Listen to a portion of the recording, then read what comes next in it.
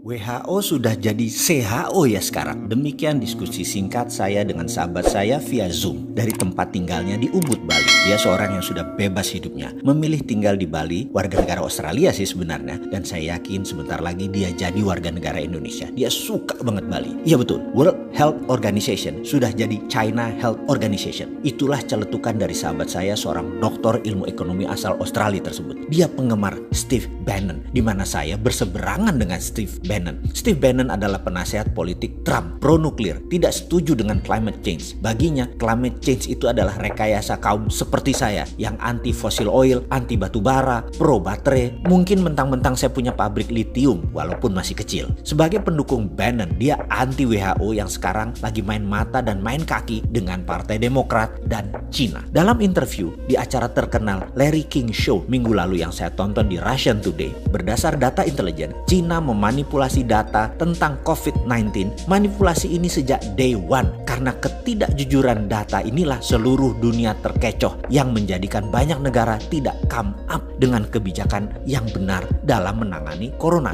Cina di bulan Januari dengan bos WHO melakukan false information ke seluruh dunia dengan mengatakan virus corona menyebar hanya dari animal to human, tidak bisa human ke human. Virus dikatakan hanya bisa menyebar dari binatang ke manusia, tidak bisa dari manusia ke manusia. Inilah yang membuat banyak negara jadi tidak aware mematikannya dan kecepatan penyebarannya virus corona ini. Saat ini komunitas dunia marah dengan Cina dan mungkin akan melakukan tuntutan internasional serta sanksi bagi Cina. Cina bermain dengan siapa? Dengan bos WHO, Dr. Tedros Ghebreyesus, yang menutupi fakta sebenarnya akan fatalitas corona tahap awal ini. Dikatakan bahwa tidak terlalu mematikan corona itu. Fakta berikutnya, di bulan Januari sebelum lockdown, Cina membeli 250 juta APD, alat pelindung diri, di seluruh dunia sebagai tindakan balasan atas tindakan Amerika tersebut. Bos WHO bocorkan ke Cina sehingga Cina bisa pukul balik dengan mengunci peralatan medis yang di kemudian hari, yaitu sekarang Cina buat uang besar sekaligus membalas. 250 juta APD itu adalah separuh kebutuhan APD dunia saat ini, termasuk APD dari Indonesia dibeli Cina kala itu. Ternyata begitu dunia kena, dunia tersadar karena dikatakan tidak mematikan, ternyata mematikan, sehingga dalam false information yang jadi acuan banyak negara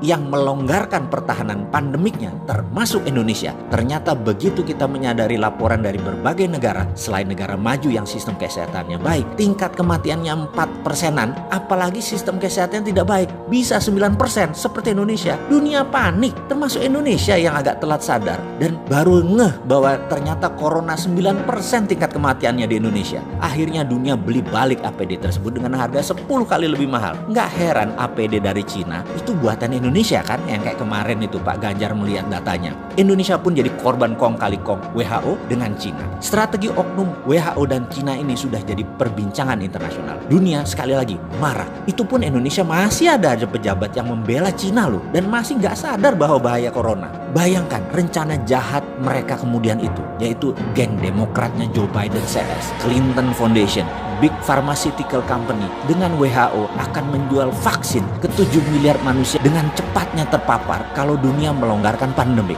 Ini big business dan ini menjadi senjata untuk menjatuhkan Trump. Ini membuat Trump marah luar biasa karena kecele dimainkan di dalam dan di luar negeri. Dia tuntut WHO, dia hentikan sumbangan Amerika ke WHO dan bahkan akan keluar dari WHO. Rencana besar akan memvaksin 7 miliar manusia di dunia ini menjadi serangan terbuka oleh Trump. Pasti dia gagalkan rencana koalisi besar Cina, Partai Demokrat, dan WHO ini. Jujur, bagi saya ini bedil sudah dikokang semua. Ini bisa military war. Mengingat sejarah sebentar ya. Kita tahu zamannya Obama, Cina itu mitra strategis. Baru zamannya Trump diperangi Cina itu. Ini info agar semua sahabat paham betapa cairnya dan dinamisnya geopolitik dunia itu. Apa yang dilakukan Trump? Trump tekan India untuk memberikan obat ke Amerika segera. India memproduksi obat corona dipaksa diberikan ke Amerika saat ini juga. Ingat, saya pernah katakan jauh-jauh hari setelah Cina, Amerika melirik India. Tadinya Indonesia ya, karena Indonesia nggak paham, jadi melirik India. Amerika bangun India persis seperti dukungan Amerika di tahun 2000-an, di mana 30% pabrik Amerika dipindahkan ke Cina. Sekali lagi, saya ingatkan, obat vaksin corona India nanti rajanya. Sahabat, data ini valid dan ada di mana-mana. Terbuka kok data ini, cek aja. Steve Bannon yang terang-terangan membuka aib WHO ini. Ceklah marahnya Trump dengan dunia farmasi Amerika yang ternyata main dua kaki dukung dan angkat Trump di awal, lalu dibanting kemudian mereka pindah ke Partai Demokrat. Anthony Fauci, Director of National Institute of Allergy and Infection Disease, sebagai orang Trump di dalam penyelesaian Coronavirus Task Force, adalah orang yang bermain di 6 presiden Amerika, adalah juga orang di balik SARS dan AIDS dengan ciptaannya di Perancis. Ini salah satu yang memulai skenario biological warfare ini sejak awal dari pihak Amerika. Sekarang di COVID-19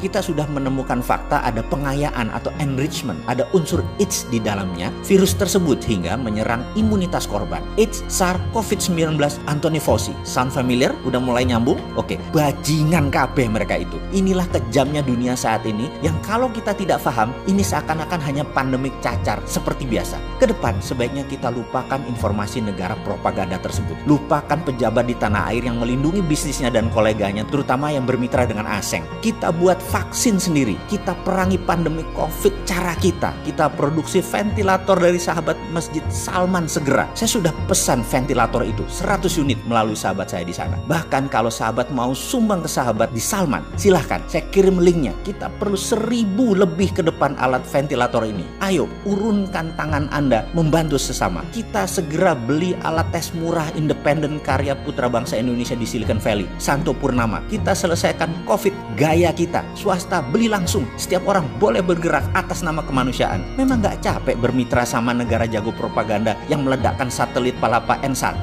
dan banyak lagi alat abal-abal seperti termometer. Bodong lah, juga informasi yang dimanufaktur. Cina itu memang memanufaktur apa aja. Cina itu memanufaktur semuanya, termasuk data dimanufaktur sama mereka.